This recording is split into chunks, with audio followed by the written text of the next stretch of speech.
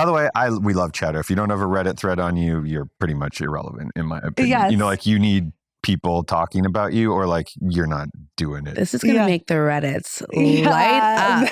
No, light it up. Light it up, baby. Light it up more. It's the... See this? This is Financial Tea.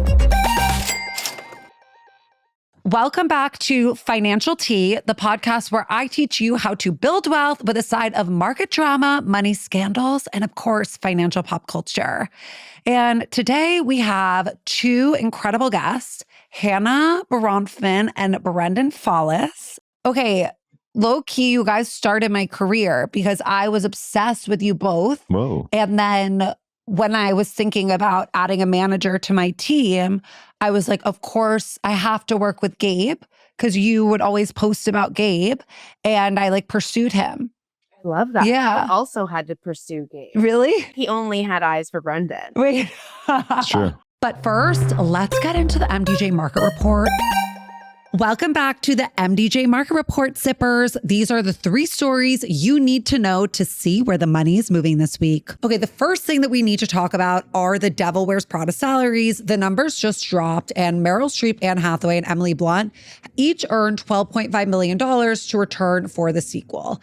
And they did it through a deal that really resembles the deal that the cast of Friends did, because it was a favored nations deal, which means that everyone got paid the same number. And this is very strategic for talent, because when you align your interests in that way, you strip the studio of their most powerful weapon, which is the ability to play stars against each other. So it really is a masterclass in collective bargaining. And just funny that last week, Lisa Kudrow was telling us that this is how the Friends cast was able to make so much money. And also, this is obviously how stars of Devil Wears Prada are making a lot of money too. But what's crazy here is the Meryl Streep of it all, because she could have commanded significantly more. There is no movie without her, but she still took less to make sure that her co-stars ate too. And they didn't stop there. Obviously, they got a little bit of the back end. They negotiated box office bonuses on top of their flat fees.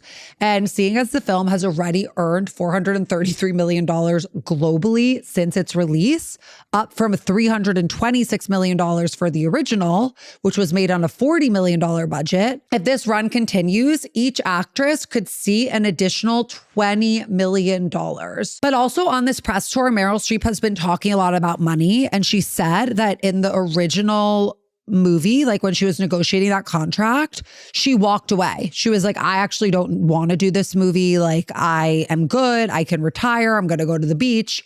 And unless you double my salary. And they were so eager to have her that they did. And she said that was the first time in her life that had ever happened. And she realized the power that she had as a negotiator. So this is really also a kick in your ass to ask for more. Seriously, negotiation is the most lucrative skill that you will ever learn. You will shock yourself with what you're able to get simply by asking, whether it's your credit card company, negotiating medical bills, and of course, with your employer. Ask for more. Oh, and I also want to say that they all got a piece of the back end too. And the movie has absolutely blown through all of its records. So they're each going to get an extra $20 million in bonuses. Okay, now let's talk about peptides, baby. I know it's sort of weird that we haven't talked about peptides yet on this show, but yes, GLP-1s are definitely a big part of the conversation. They are making everyone skinny, but they're also low-key restructuring the entire American economy. And I went into a black hole this week learning about it, and we need to discuss the data because seriously, these diabetes treatments have gone from cultural moment to full-blown economic force. 1 in 8 adults, you guys, already takes one.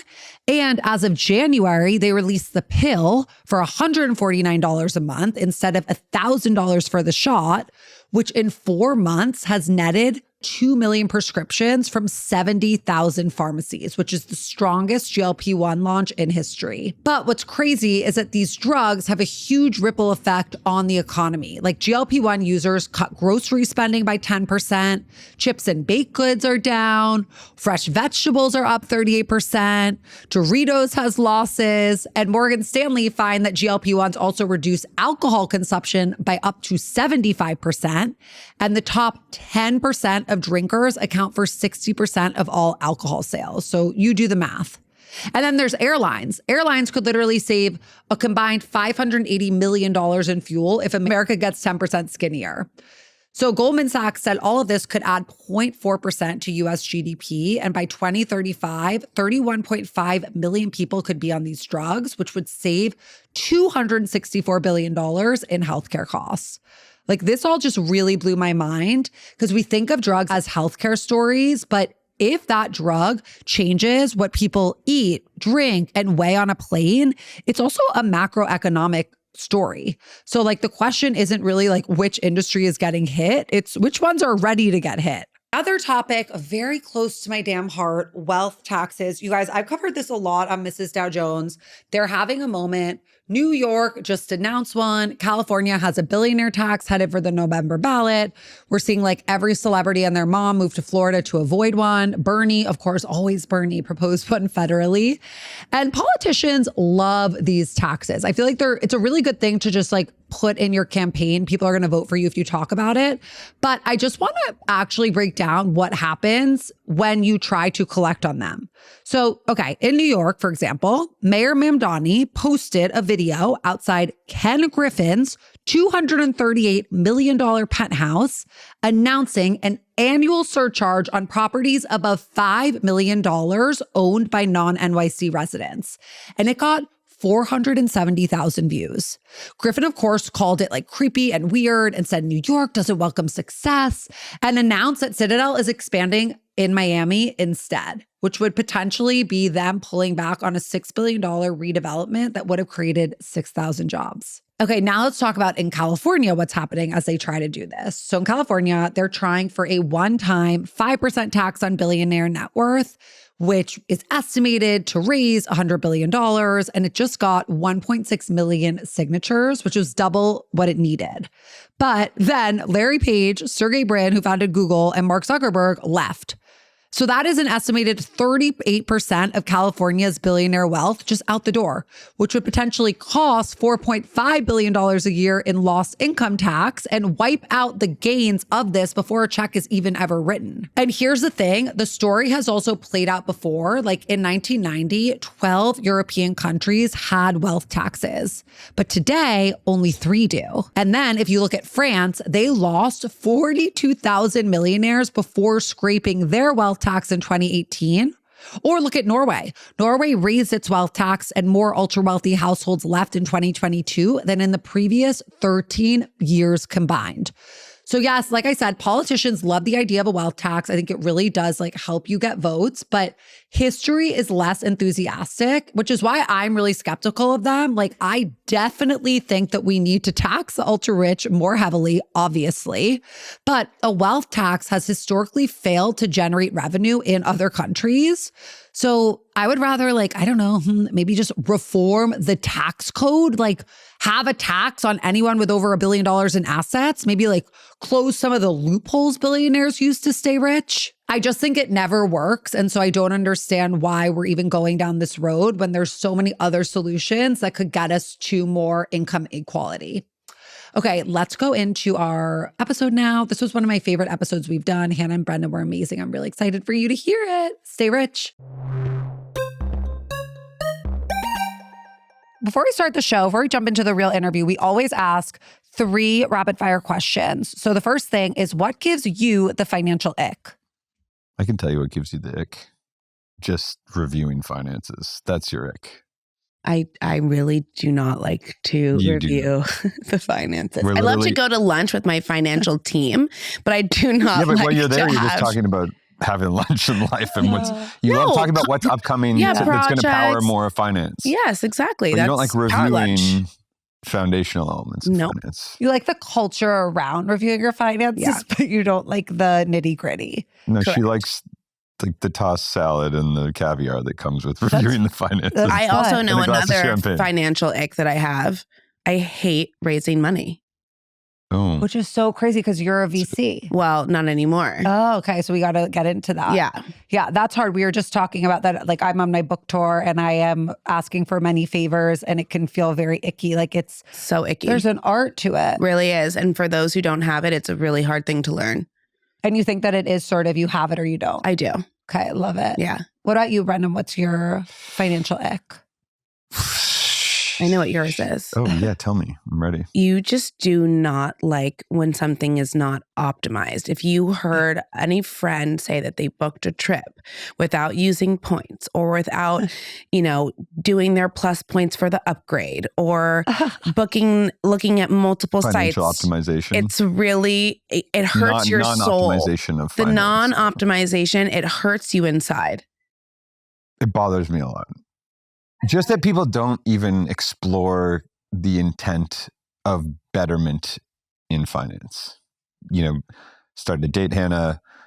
Then I'm like, we need to figure out what's going on behind. Yeah. Like, where's your foundation elements? And it's like, I started to look into all these companies and there was just no optimization. She inherited it from, dad or grandpa or whatever in accounts. And I just always said to him, we're younger, we're smarter, and we know more people at this point who are younger and brighter. Mm-hmm. Let's go explore working with those people. And we restructured our whole team. And also, it took us a long time to even get to the team that we are now super happy with. We failed along the way. Yeah, we had major mess ups. While trying to get to the best possible place. Intros from other people like-minded who introed us to people who are good people, but bad at that section of their job. Wow. Okay. That's crazy. And put us in a very bad financial position when we were crushing it. Mm-hmm. Twice. Wow. 2 different sections of our finance buried.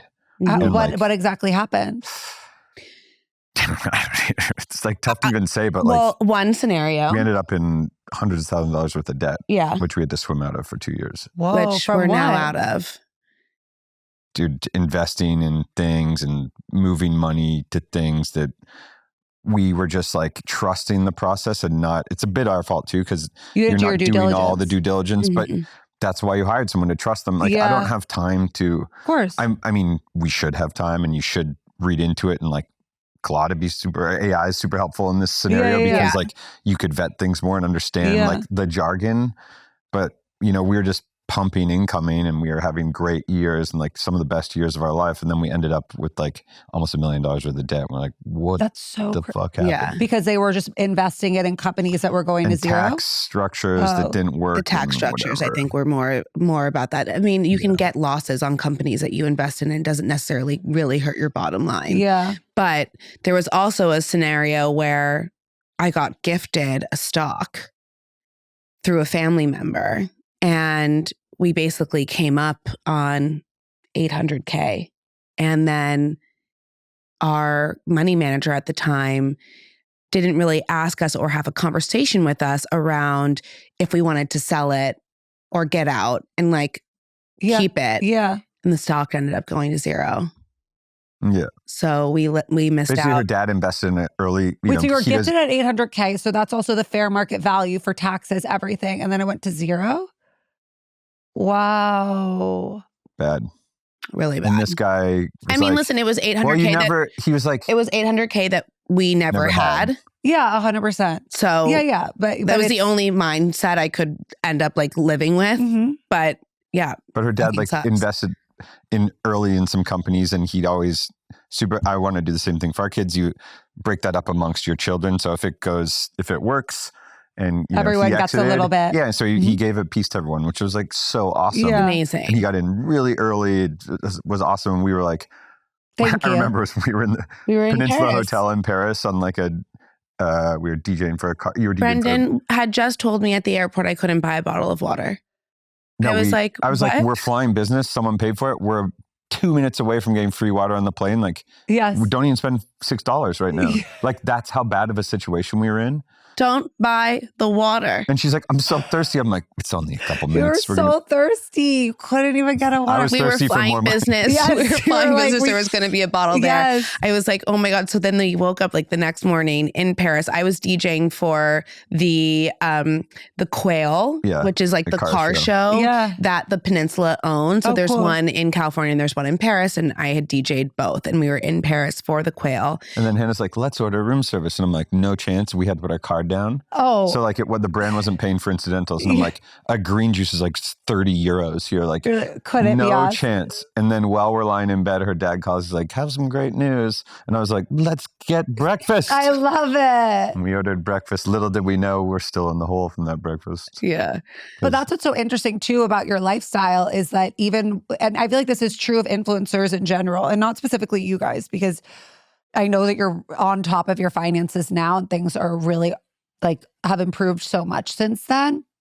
But there is so much like luxury in what you're presenting, what people present. But then like the reality behind the scenes of what's happening can be so different. So like you could see you in an amazing outfit at the Peninsula in Paris DJing and have no idea that you're actually in debt. Yeah. How much would you say that you spend on clothing per year? Oh, me? Less than $1,000. Less than $1,000? Brendan doesn't buy anything. Because it's all incoming through the work we do. So to me, it's just a game of how can I make, like I haven't paid for one thing. I got this shirt last week from Beckham. These are Rag & Bone. Yeah. Free Converse. Yeah. Oh, I buy these socks traditionally on Amazon twice a year. But it's just very different as a girl because My it's underwear like was free. your image is so meaningful. Like so much of what we like. But I do all the dressing and I do all the gifting. So the PDFs come all week. I'll shop my links and I go through it all and I order and then we do try-ons once a week. Yes, You really got her on a schedule. Yeah, and then I have all and then what doesn't fit, we have Hannah going and I out. are both type B. Like, you're like, blink if you're okay. Things are okay. Don't worry. We do press once a week. We go through the PDF. Well, it's pretty chill. We smoke a joint. Yeah. Well, one of us smokes a joint. I have to get in the mood to try things on. Yeah, exactly. Every time we're like, why don't we do a piece of content around this? Which we say every single time. Every it's single the best time. Content and it's the funniest looks or outfits and like you're wearing full leopard print or like. But I mean, there are obviously like my seasonal Zara purchases. Yeah, I like that. So I've like shopped your Zara picks before. Yeah. I like that you have to do high-low. Yeah. I say that a lot to women too, because it's like, you know, there's so much data around looking good in the workplace, how it will increase your income up to 30%. I love that. And people, but I think are like, I was on with Stod guy and he was like, yeah, that's why you should buy an investment piece. And I was like, okay, but like not everyone can afford like those like $1,100 Brunello trousers. Yeah. Like unfortunately, like we do need mango. Okay, so research says that our relationship to money is solidified by the time that we are 7 years old.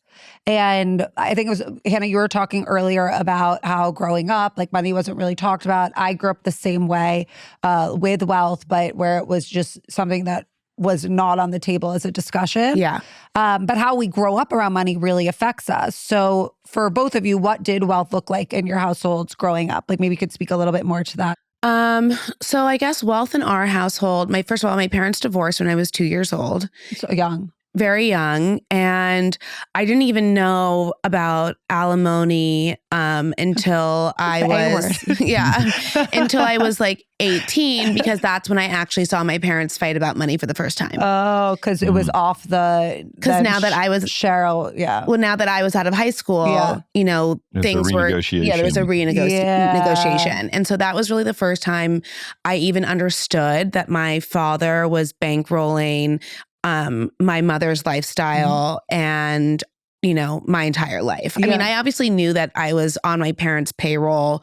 But like there were certain things that, you know, like for instance, I had a cell phone when I was 14. I got my first phone and I almost felt like my phone was on a family plan. Like it was very much like everyone had eyes on at least my sort of thing. I got my first credit card when I went to college and that was like the blue Amex where I had an allowance. It wasn't like unlimited spending. That's also when I learned my dad's credit card number by heart. Yes, and important for any that girl. was really what supplied my shop up addiction in college very early. Yes. But, you know, I would always have to ask my parents for cash if I was going to go out on the weekend. But then at the same time also, you know, when I was in lower school, my dad would come and pick me up every morning from my house to take me to school with his driver. And when the days that he couldn't pick me up to go to school, his driver would pick me up to school. So it was like I had a driver that took me to school. Yeah.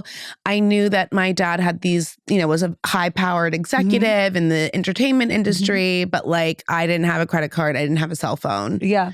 And that was totally normal then. I had a driver who drove a bus. And then Brendan, you grew up in Canada. Yeah. So tell us more about that. I grew up in a very small farm town in Canada, still 2,500 people, one stoplight. That's my parents still live there. Everyone in this room Shout out to Durham. Looked up at you. Oh, that's cool. It is cool to someone. No, I really appreciate my roots and that I'm from there. Happy to not currently reside there, but beautiful little place in the world. But Brendan, you came into the relationship with Hannah with much more financial confidence, and it sounds like you had Hannah. So where'd that come from? I think mine just comes from, I don't come from a family who had the means that your family had. And we also we discussed money a lot in a lot of negative ways. My dad continues to hold money over my mom's head like it's everything. It's insane. Because he works, she doesn't, or they both work? He works, she doesn't, but he told her to stop working when she would have liked to. But it was an era back in that day. It was like cool to, or not cool, but like you were more successful if your wife didn't work or whatever. And she was, and by the way, being a mom is a full-time job. We all know that, or being a parent. But you know, she did a fantastic job raising us, and I'm super thankful for it. But you know, money was like a negative thing. I've watched my dad cut my mom's credit cards up. Whoa! In the last 5 years. So in your relationship, though, do you both have money that the other person doesn't have say over? Like, how do you manage your finances? Who would you say? We're all connected. Oh, okay. We at one point we had separate bank accounts for a while because I was largely on my decision because when I started making my own money, I was just so into my own, seeing my own success in a pillar, and I was trying to hit goals and understand if I could get out of debt. I also didn't like how she spent at the start of our relationship because, you know, her spending was just different than mine. I'm super frugal, as we can tell from this combo. Yeah. And I just couldn't let go of the idea that I could share. Like, I didn't want someone else to bring me into a zone that I was controlling, that I was in, you know? But then, whatever, after a while, I was like, there's so many tax advantages to being together and claiming income as a married couple and all these things. We've also been together for 14 years. Yeah. So, like, just for context, you know, I think like probably the first 7 years, 8 years, we had separate finances. And then in the last 7 years, we've had joint finances. Probably true. I don't know. Or maybe it was like the first 5 years we did it, and the last 9 years we have, or something. Also, like, we own a company together. All our income goes into one holdco. You know, it's like just everything. And then we can, all our expenses, you know, there's so many write-offs being entrepreneurs and whatever. So it just makes so much sense. Yeah. And our spending is super similar now. I mean, you have the ick, I go over every credit card statement line by line and look and see, but she'll be like, oh my God, I didn't even, you know, it's like. But I've been reformed. Yeah, it sounds like you had a really positive impact. Like, people say people can't change, and I like to say that is not true. If someone wants to change, they will. 100%. So on Financial Tea, though, we do love a legal safety net. So how did you guys approach the prenup conversation? We did a post-nup. Oh, wow. Okay. So what'd that look like? Because we got married for my visa. So my visa was running out, and I was like, listen. Wait, can we back up? Brendan proposed. And on a boat, and then you hurt your teeth. Obviously, I was a follower at the time. Oh my God, yes. You were on a bike. Oh my God, yes. I remember the whole thing. It was my so God. exciting. Wow. Okay, so Brendan we have a real proposed. relationship, but also so parasocial. Like I Brendan proposed. There was a trauma, but then we realized that obviously we wanted to get married. I wanted Brendan to have a visa. I knew we were going to be together for a long. It wasn't like we got. I had a visa. Oh, sorry, and it was for the green expiring, card. And I was like, hey, I can go apply for another one of these. Fine to do it, but like we're already engaged. Yeah. We're already engaged, so we might as well get the green card process going. But that also meant that there was going to be 100 days where we couldn't leave the country, where he couldn't leave the country. Right, yeah.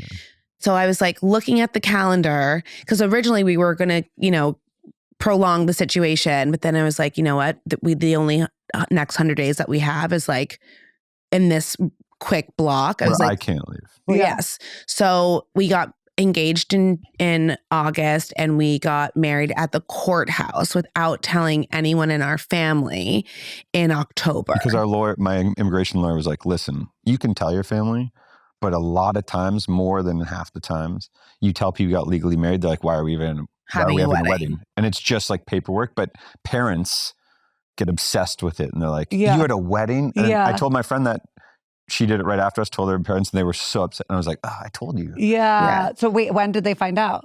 So we told them after our wedding. We got married at 10 in the morning in Morocco, and we told them at like 10:30, and they're like, what? But they're so happy you celebrate. It will probably went in one ear and out the other. But I'm surprised that your dad was not like, Hannah, you're getting married, here's the prenup. We knew we were going to get a prenup, but it was actually a postnup because we had already legally but you did been it married. in the time before the big wedding. Yes. So you got legally married, and then the postnup happened in the time between October and when the Morocco. No, we did the postnup post-wedding. We did? Yeah, post our real wedding. Yeah. Oh, wow. We did? Yeah. Not before? Mm-mm.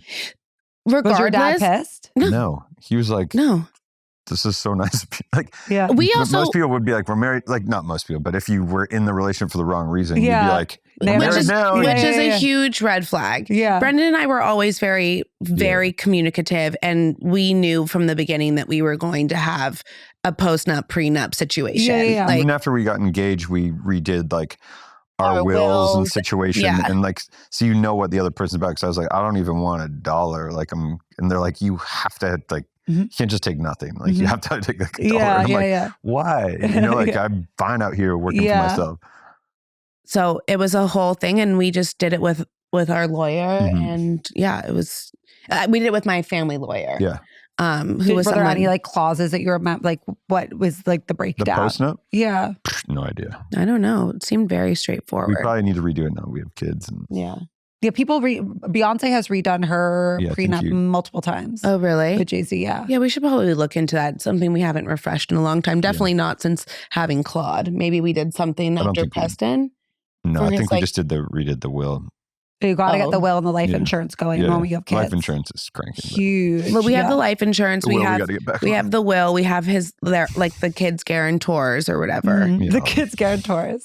Wasn't that what they're called? Yeah. The kids. If we pass away. If we pass away, is it called a guarantor? Yeah, guarantor. Yeah. Oh, I'm out of my nephew. I think so. Yeah, I feel really good about it. My cousin is ours. I'm always like, this would be like a Sandra Bullock movie. If like you both died, and then I got my nephew, and like I have to like start over with this baby, like going through the grief. Sandra Bullock, actually. Yeah, thank you so much. Your kids are in a lot of your content, and you were just in this big Tom's campaign. It's everywhere. And so first of all, where do you draw the line between family and business? And also, how do you handle your kids as basically employees, I would say? Yeah, we employ them. Okay, wait. So do they get paid for your content? Yes. Yeah. But before we go into, and I'll let you kind of spearhead the financial side of this conversation, I just want it to be known that I do struggle with the fact that we fully have jumped in and our kids are on social media, on our social media. In the beginning, it felt like, because I had shared so much about our journey and our struggle, the IVF, to get pregnant. Yeah.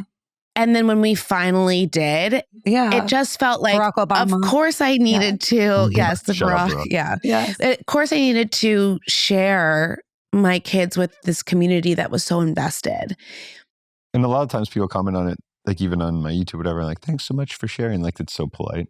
Yeah, but at the same time, thanks so much for sharing your kids' lives with us. Like people really love, and they have so many internet aunties, and it's amazing. But at the same time, I'm very aware of the dark side of the web and all of the predators and all the things that I now have subjected my kids to, whether I like it or not, that exist with putting your kids online. So Yeah. it's something I struggle with all the time. There's it's definitely a moral. some weird moments. Like we landed in Nice, like when Preston was 2, and someone was like, Preston! You're And we were like, Oh. whoa. Yeah. So You we know? have to talk to our kids about safety and code like words and gotta, how like, we prep our au pair about like, if people come up, they might not know. Yeah. You know, like Yeah. you got to have a sense. So we take a lot of precautions and safeties in our own home that we talk to our kids about to prepare them Safe for words. these types of scenarios. But it's not lost on me that I know, it is a really big topic, and it's one that I feel like I'm a living guinea pig for. We don't specifically put them I on love there them. to monetize. Like, it's not like, there's definitely like, we're not like, hey, do this, like act so you can No, get. Preston's but, like, I don't want to be filmed right now. I'm like, oh, okay. Yeah. But do you get more views when they're in it though? Like I feel like Claude's gone super viral. Yeah, but, like, Claude is a viral girl. Yeah. She's just, She's the got the sass. attitude she gives is like no other. Yeah. But again, those are like not planned moments. You just happen to catch them. It's not like you're like out there trying to. No, she just loves her reflection. So I usually just like put the camera up and let her do her thing. She's such Whether a diva. she's peeling No, her it's egg insane. quietly to herself, that was like such a random. I was like, I just needed her to be engaged while I was getting other things done. Yeah. So she was just looking at herself peeling her egg. Yeah. It was unbelievable. People are like, she peels an egg better than I do. Okay, but Put her to anyway, you work. can go into. Okay, tell us about the custodial Roth IRA, because when your kid works for you or has a job in general, you can write off the certain amount of money by putting. you can create but basically Yeah. a Roth IRA for them, but it is and then it's just. Yeah, I mean, it's earning interest year over year. It's incredible. it really does. Like you can So we make pay them. We max it out for them each year because they're in a lot of our content. And then like for the Tom's campaign alone, it just maxed it out in one thing, so it was perfect. That's amazing. Yeah. Mhm. That's so. Yeah, So I mean, 15K. yeah, I like by the time they're 60, they're gonna, and that is all tax-free wealth because Mhm. custodial Roth IRA is the same as a regular Roth IRA, but it is for kids who are under 18. The parent manages it, sets it up for them, invests it most importantly, and you can start it as early as 0 years old. But of course, no one has a job when they're 0, so it really is the kids that can do that are like if your Except parents are for when you influencers, get the right. You're or acting, your whatever. Beyonce's kid, and I think Your Northwest. Jay Northwest sang on the song Glory Mm-hmm. when she was like 2 days old. She cried on it. Yeah. Like, so Our kids are we would have no problem backing up that it's a real income. 100%. Yeah. Like, I don't feel like I'm just like using a loophole. It's like, Yeah. no, that This is is, like, there for proper this. management. And we're lucky that the internet put us onto it and then we brought it to our accountants. They were like, for sure. Yeah. It's also crazy too how much growth you can have just by starting early. Like, 100%. whatever you guys are able to create. Interest compounding year after year after year for the next 19, 20 years. It's so Yeah. crazy. But then, a friend of mine who I knew in New York who would like sleep in my bed and we were like, he had like not a lot of money, but he was a great guy, but he didn't get couldn't use any of his money his parents left till he was 50, which I kind of like giving someone money when they're 21 or whatever. No, I think it idea. destroys the ambition. Yeah. I couldn't do think- that. Yeah, I didn't have any. I think it should be late. Like you have to show and prove and make it. And then like, that is a nice. Yeah. We've continuously moved back the years for my small trust that I have. Yeah. That my grandmother, actually. Let me correct myself. My grandmother. Yeah, you heard her. That's Gave a me. female Yeah. mother. Yes. But speaking of that, like, I remember once I was talking to you and we were talking about trust and generational wealth. And you were saying that like everyone thinks that you're just using your your family's money to get all these things. And it's like, no, So you this is actually a- haven't. this is Let's like a can we clear big- this up? Yeah. Yes. This is, Yes, and I like- would love to because people. Okay, let's speak By the way, on it. we love chatter. If you don't have a Reddit thread on you, you're pretty much irrelevant in my opinion. Yes. Like you need people talking about you or like you're not doing it. This is going to Yeah. make the Reddits Yeah. light up. No, light it up. Light it up, Zoom in. baby. Light it up more. It's like the See best this? free PR of all time. We get people all the time like, we can take your Reddits down like 1,000 a post. I'm like, it's the greatest PR. I would pay it for more of them. This Yeah. is incredible. I don't read them. Yeah. Yeah, Hannah, you cannot read them. I don't need to. Yeah, I know. I read all of them. It's hilarious. Anyway, when we started dating, Hannah was living in this old synagogue at Rivington and Ludlow. It was a sick apartment. We came back from Miami after meeting, and she's like, come over. I came over. I was like, damn, this girl's killing it. Like, this is amazing. My first apartment out of college. Which you didn't even see. Your friend went and saw.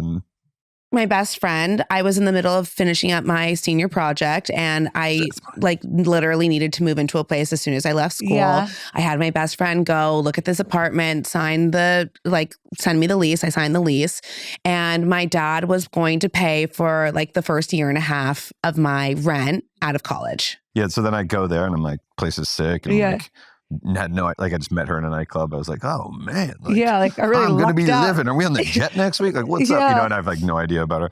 And then I started having friends over and they're like, sick. Like, this place is great. Like, what's this person do? And I'm like, not much. And then I'm like she DJs sometimes. And she's like trying to get this rare seed library going with her like old gay friend, up to some entrepreneurial things. Anyway. Listen, if you're in the food world, you know how important it is to, really save those seeds, heritage seeds. We don't have a lot of them. Everything's a GMO. Anyway, so then after a bit, I'm like, people are coming over and like, there's no answer. And I'm like, this is a bad look.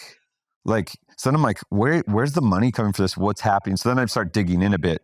And then it's like, oh, well, I get a draw monthly from my trust. And I'm like, why? She's like, well, that's what they do. That's what trusts are for. I'm like, no, not really. She's like, yeah, like how else would I like have money to go like do these things and like buy shoes and stuff? Like you'd work. Like, why don't you live like us for a bit? And she's like, what does that even mean? I'm like, here's what we're going to do.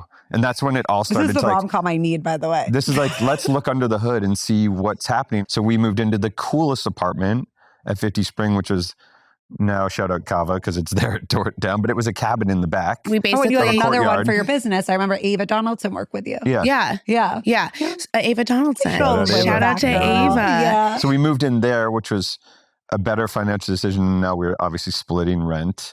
So it's good. But then it was like, but I wasn't like completely out of it. Like I had an assistant that I had made up. That was me. Mm-hmm. That was how I was negotiating my fees at these nightclubs because I knew all the owners and I didn't want to like be the one to be like, hey, you've got to pay me $200 tonight instead of $75. It was a genius move. So I was like trying to move the needle. Yeah. But then I was like, okay, but if you really want to live like us who aren't earning money from trusts, which I then got in arguments with her other friends who are set up the same, like, that's what it's for. I'm like, it is not. Like, you're making $60K at work and you're spending $200 a year because don't touch the principal. Yeah, I'm like, it could just be earning you more money to set back. And like, you should just understand. And Hannah was like, I'm down for the challenge.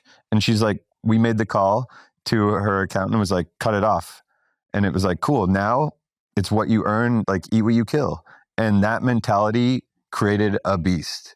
Hannah is a monster now. And in like a financial way, like she works so hard. She's such a hustler. That one paradigm shift like changed everything for our relationship, our stability, your drive, your like destiny to succeed in all this. Your lesson, you'd be like, fuck you. You created this for me. Now you're taking it away from me. So to come to it on your own terms, to me is like incredible. And in my best like financial year, I made close to like $5 million. Which was a couple of years ago. I mean, we've had ups and downs over the last 14 years of living online, but like I've been... 5 million is a lot. Yeah. We also were in debt, there's a lot of stuff behind the scenes that people think that, like you said, that like I like that this work that we do is all like free and we're just flying business ourselves. Like we haven't paid for a business flight maybe ever that hasn't been a points upgrade. Mm-hmm. That's how we pay for them. But otherwise, like we're just getting, it's part of the job. Like we earned it through our work and lifestyle, That's pretty amazing. Yeah. So shut down the haters. Everyone who says that they are just... Not really. Don't shut them. Keep the haters going. We're here for them. Yeah, absolutely. Still, you're inclined to your own opinion. Yeah. But I will say that Hannah and Brendan, like the house in the Hamptons, the apartment. The house in the Hamptons is hilarious. Like people are like, oh, daddy's money bought it. Hannah's daddy's money. I'm like, cool. Think what you want. Like we used, in full transparency, we used money from her trust for our first down payment on our apartment on 9th Street. Our first apartment. And as soon as we could, we paid it back in. The exact same $430,000 we took out, we put back in And I was like, because to me, it was just an interest-free loan that we were super lucky to get. Yeah. But we also we took 430. It was like 800. We put the rest of the money down ourselves, but used that. But it was like, that was on our payback. It was on my LearnVest. Like we were paying that back and we paid it back. And then when we sold our apartment, we used the capital gains to put the down payment on our house in the Hamptons. Yeah. Smart. We rent it for about $110 a month. That's a lot. It's amazing. And by the way, we've done some great upgrades. Yeah. The renters have to pay the expenses while they're there. What's the hardest time to run your pool, your AC, everything? So we don't pay any of that. We pay off season, all the utilities off season, which is like just running Nest at 50 degrees. It's like a joke. And this is our first summer that we haven't had to rent. Yeah. And so we're not renting our house this summer. That's so cool. And our kids are going to go to camp and we'll just... And Aunt Haley is coming over. Exactly. Cool day. Yes. That's so, but congratulations. Our renovations will look a little slimmer this year there because I just can't. It's like a net zero operation for me. Yes. But, we get so many things, like Kohler is a big partner for us. So they pay us to put our new sauna and cold plunge in. To me, it's just That's what's so smart about how you set things up. Yeah. For our house in the city, everyone's like, again, Hannah's dad's money. I'm like, cool. Like he would never spend $1 on our house. And I got $700,000 of product for our house. So crazy. And to me, that's like 1.5 million worth of equity because you renovate anything in New York City and it's like 2x. Yeah. And also like as someone who consumes your content, it's really fun to see, like it works on both sides that you're getting those upgrades, but also it is like great content where people love your Sometimes opinion. I wish I was like just a home guy, but I'm like, I don't have enough money to keep this. Okay. But let's talk about your vibe as a home guy because your apartment tour went super viral. Crazy. People are worried about your kids. They're like, our Claude and Preston, okay, they don't have windows. Yeah. Like, the bunker. Yeah. They're like, bunker. I would never live there. I'm like, you wouldn't live there? Yeah. You wouldn't live that's there? the whole thing. Obviously, you I would have live there. opinions, outside opinions, but two, like people don't understand New York City living. Like a lot of people only have a front window. I always think like if I was like, okay, one of you haters, like I'm just going to gift you this apartment. They'd be like, I can't do it. Yeah. Not enough light. Yeah. You'd be like, incredible. Cool. Like everything would change online. Like I just got gifted the best apartment in New York City. But like, again, who cares? But it works for us. Would we like more light? Of course. 100%. Do we go outside? That's the other thing with New York City. Like, do we go outside? Well, New York City is funny, right? Like Heron Preston, who's on our roster as well, as put it the best way once when he made this book, which was like New York City, the halls are the streets and the restaurants are our cafeterias. Like you're just in class for short times at home, but you just want to be outside. Yeah. That's the beauty of New York. Yeah. You're not in LA in your house in your car. Like New York is like you sleep at your apartment, you sometimes entertain, but really you want to be in the city. Like, I agree. Home is just I'm not like like a dinner being... party. Like when I first did my apartment, someone tried to have me like have a huge dining table. And I was like, certainly not. Like for what? Like the one Shabbat I throw a year? Like it's like... We had an outdoor space at our last apartment. And we were like, we're going to barbecue and host. And it's like, you just want to be out with people. Yeah, like 100%. That is New York City. The energy you feed and stay young off and be cultured is from being in the streets. And also, I have to say, this is not our forever home. So we will get to an apartment that has sunset views and has windows. Yeah. But also like we also had an amazing deal on this apartment and it has so much character, insane ceilings. And we rent it out for shoots and make more money than it costs us to carry it monthly. So and it's in the perfect location. Business. Yeah. So there you go. And that's on that. And we get to walk our kids to school. So that in itself is a huge luxury that a lot of people pay a lot more money for in order to have. Okay, we're going to wrap things up, but you guys are obviously very busy, very successful. You have your fingers in a lot of different pies. I would hate to have this episode end without just getting a quick breakdown of all the revenue streams because there's so much going on. Wait, Brendan, you need to also tell us how much you made on your best year because obviously it's like a safe space. My last year was my best year. I almost made $2 million. Hell yeah. There you go, Papa. This year I'm going to clear too. Hell yeah. That's just by doing influencer. So good. Yeah, everyone thinks I'm just living off Hannah's money. Yeah. But I'm like, I have goals. I set them, and I stopped managing other people at Purveyor 2 years ago and just realized I was sharing. Brendan is my boss, by the way. Yeah. Like my management I own company. the company which owns all of us. Yeah. You're my boss as well. Yeah. Well, I'm always Coach's wife. Oh, okay. Coach's wife. Coach's but wife. you're a part of my household, our household. So you do theoretically. Yeah. But 2 years ago, I was still managing other talent at Purveyor. And I was like, why am I sharing all the cheat codes with everyone? I'm making 2/3 of my money being me. And I'm just moonlighting. Yeah. I'm spending like less than 1/8 of my time on my influencer, like creator life. And I'm doing all the other time on this talent. I'm making less than 1/3. And I'm like, suddenly I just woke up and Gabe's like, I've been trying to tell you. And I'm like, what have I been doing? So I just like cut all them. And then I had the best year of my life immediately. And then last year was my second year doing it.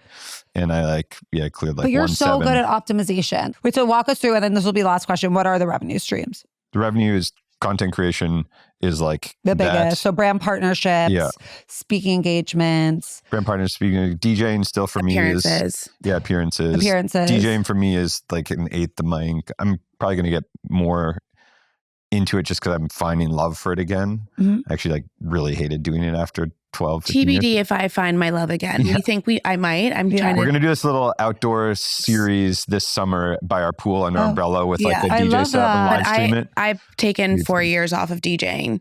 Once I had kids, and it was the pandemic, like things changed so much. But never say never. Once you're a DJ, always a DJ. You know? But that's like another portion of the revenue stream. And then we monetize our houses, we rent them out. Location services on our houses. And also rentals. Yeah, rentals. Affiliates. Yeah. Substack. Oh, how's that doing? It's doing all right. Yeah. I'm growing over there, but it's also not my main driver at all. Yeah. But it's been really fun and I love it. And someone just reached out to me who's very high profile and was like, hey, like your Substack is the #1 driver to my company. Like I would love to figure out a partnership. Wow. And I was like, okay, cool. So it works. Like, and I think Substack is a really great discoverable tool. Yeah, it's a great promotion. And you make like 20 or 30 grand a year right now on it. Yeah. Like nothing. There you go. And then I make another like 50K off my YouTube ad rev. Yeah. Plus partnerships over there. So there's all sorts of different small levers, but nothing, the big earners content. Might be another book in my future. Oh, you got to talk to me, girl. Mm-hmm. I don't know. Different type of book. I don't know if Gabe could handle another book, to be honest. Well, he's going to need might. Yeah, he's going to need a break after get in together. Yes. Okay. What kind of? Can you give us like a little taste? More of like a story, not like a coming of age story, growing up in New York. Oh heaven! So we can make it into a TV show. Correct. That's what I'm hearing. It's all about owning your IP, people. That's what Justin Bieber's about too. Yeah, if you're not the owner, then you're just working for who is. Exactly. Yeah, you got to own it. Yeah, but it's kind of a salacious story. Ooh, is it true? It is. Okay, there you go. Based on true events. Okay, we're seated. Well, thank you guys so much for coming on Financial Tea. I love you guys and I admire you. And I think that there's so much to learn and obviously so much behind the curtain. So thank you for showing us. You know what? I feel like we've been waiting for this exact moment to be able to spill all the things that people have been talking about for years. It's glass table talk. Yeah. All right. Stay rich.